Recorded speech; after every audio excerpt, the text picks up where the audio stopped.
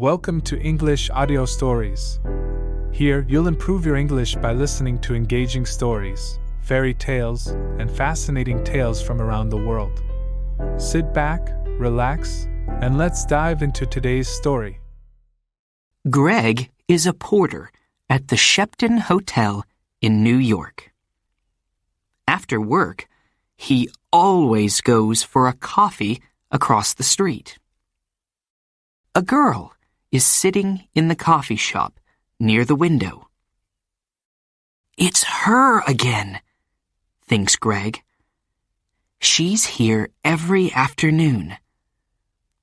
I'm going to say hello. Greg goes into the coffee shop and gets a coffee. Then he goes across to the girl's table. "Hi," he says. "I'm Greg. Can I sit with you?" "Okay," she says. "I'm Cassie." "I come here for a coffee every day after work," says Greg. "I'm a porter at the Shepton Hotel." He smiles. "You have beautiful green eyes." "Have I?" she says. She doesn't smile. "Is something wrong, Cassie?" he asks. "You don't look very happy." It's nothing," she says. "Tell me," says Greg. "Maybe I can help." "Well," she begins. "Go on," says Greg. "My stepfather is staying at the Shepton Hotel," she says. "He has my sketchbooks. I'm an artist. When I ask him to give them to me, he says, 'No, I want you to come back home to Boston.' But I don't want to go back to Boston. He's not nice." "How long is he going to be at the hotel?" asks Greg. 2 more days, says Cassie. "He's in room 724. "Maybe I can get the sketchbooks for you," says Greg. "Maybe I can get into his room." "Can you?" she says. "Meet me here tomorrow afternoon at 4:30, says Greg. "Okay. Thank you," says Cassie. "Thank you very much." She looks at her watch. "I've got to go now. See you tomorrow." When Cassie gets back to her hotel room, she makes a telephone call. "Hello?" she says. "It's me. It's okay. The boy's going to do it." "Yes, I'm going to get them from him tomorrow afternoon." "Okay, I can meet you there the morning after, at 10 a.m. Don't forget to bring the money, $2,000. Next morning, Greg arrives at work early. He goes to find room 724. "I have to wait for Cassie's stepfather to go out," he thinks. "I don't know his name, but it doesn't matter." Greg watches the door of room 724. He sees the girl come to clean the rooms. Some minutes later, a man comes out of room 724. That must be Cassie's stepfather, thinks Greg. He waits for the man to leave and for the cleaning girl to go into room 724. I need to look in the room, he thinks. Greg waits for the girl to leave the bedroom. Then he goes into the room and begins to look for the sketchbooks. I must be quick, he thinks. Where are they? Suddenly, Greg sees the sketchbooks by the bed. Got them, he thinks. He begins to look at the pictures. Wow! Cassie is a great artist. These are good. Greg is leaving the room when he hears the cleaning girl call out to him. Hey, she says, what are you doing? Come back. Greg does not stop. Greg finishes work that afternoon and leaves the hotel through a door in the next street. When he gets near the front of the hotel, he sees the man from room 724. That's him again, thinks Greg. That's Cassie's stepfather. Greg waits for the man to go into the hotel. Then he goes to the coffee shop. Cassie is at the same table in the coffee shop. Greg gets a coffee and goes to sit with her. I have them, he says, and he puts the sketchbooks on the table. That's great, says Cassie. How can I thank you, Greg?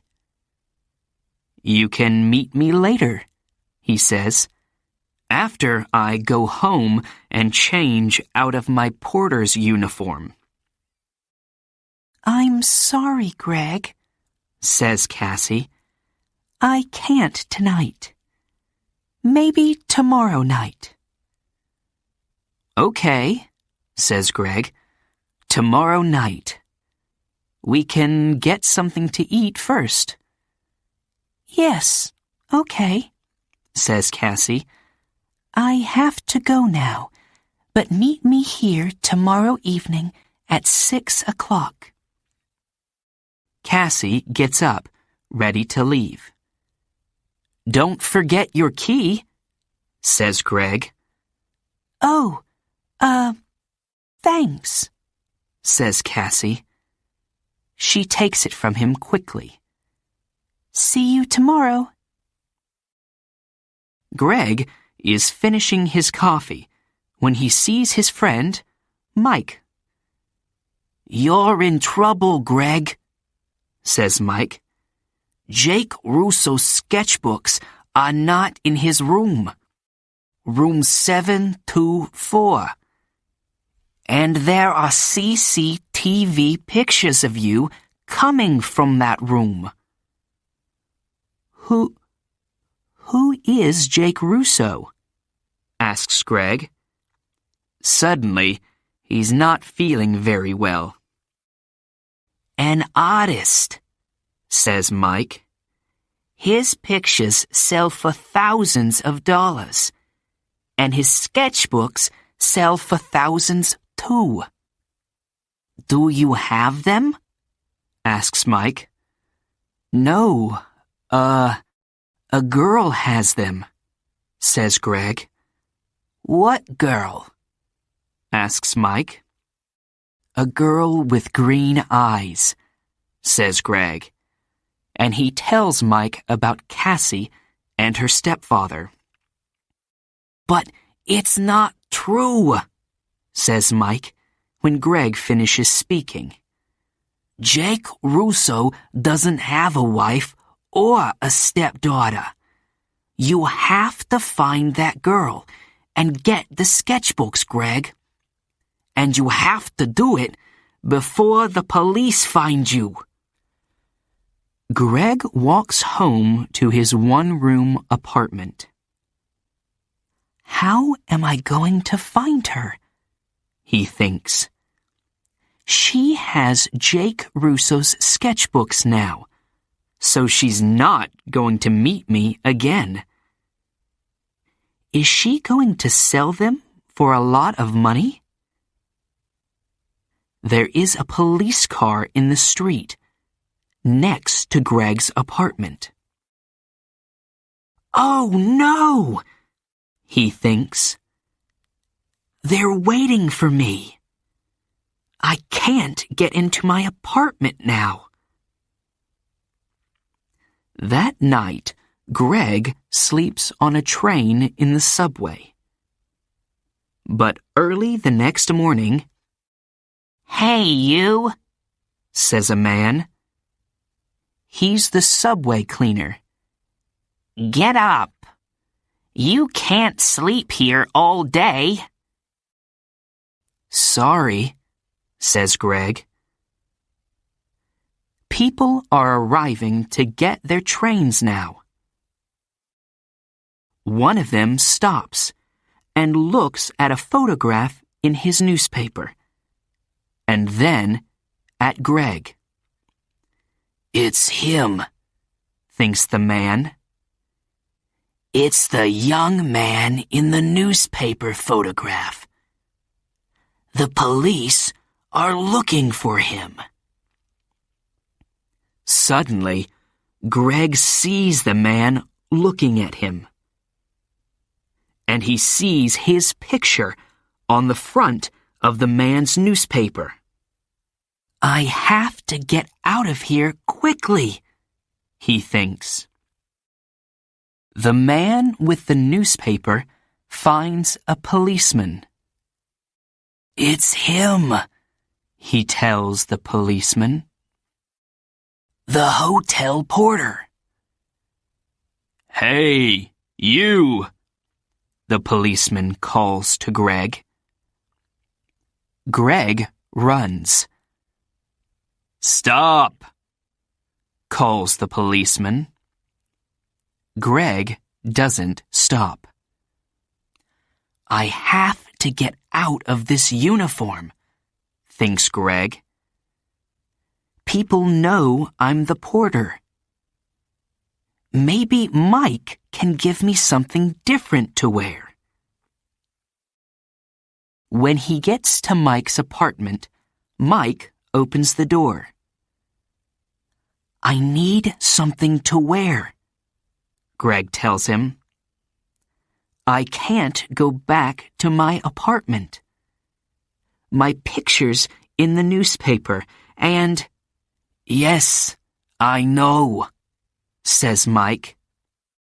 It's okay. Come in. Where's the girl? Asks Mike. Do you know? No, says Greg. What can you remember about her? Says Mike. There must be something to help you find her. Yes, Greg says suddenly. Her key! A key to a room in the Dolphin Hotel. It's a small, cheap hotel near 42nd Street. She must be staying there. What's the time? Nearly 9 o'clock, says Mike. Maybe she's there now, says Greg. I have to go. Thanks, Mike. 20 minutes later, Greg is near the Dolphin Hotel. Am I too late? He thinks. Suddenly, Greg sees Cassie come out of the hotel.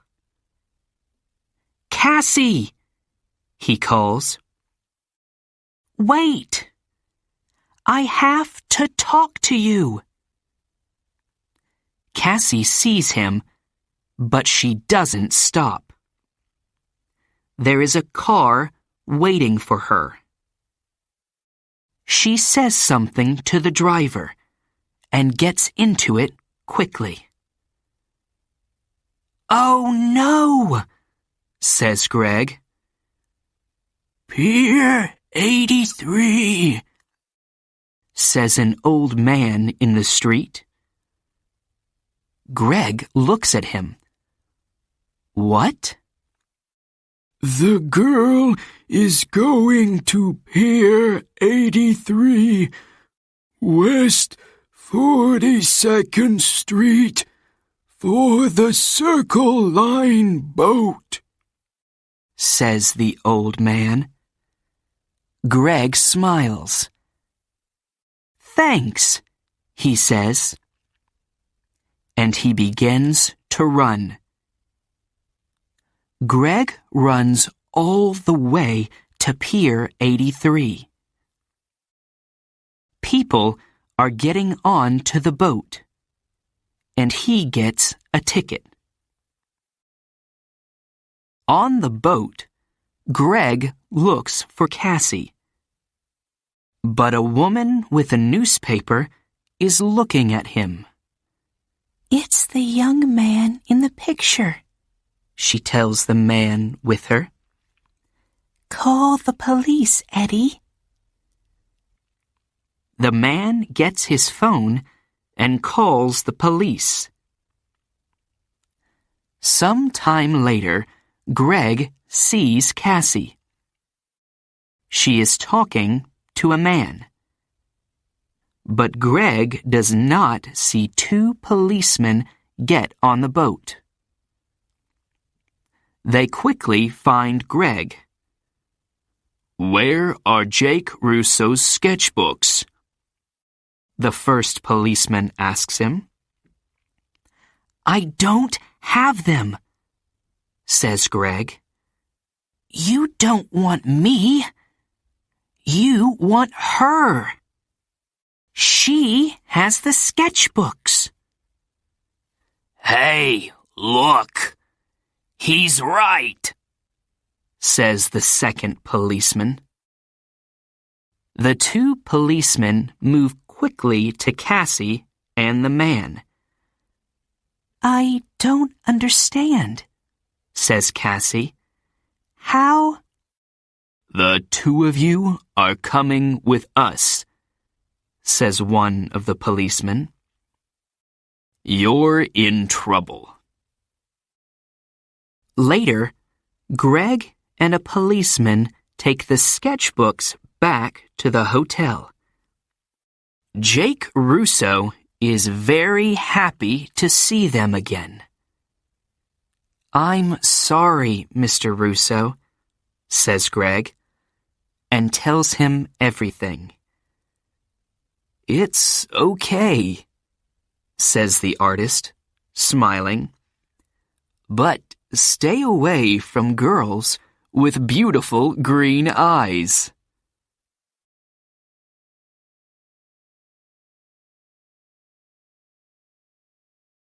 Thank you for listening. If you enjoyed this story, don't forget to like, subscribe, and hit the notification bell so you won't miss the next one. See you in the next story.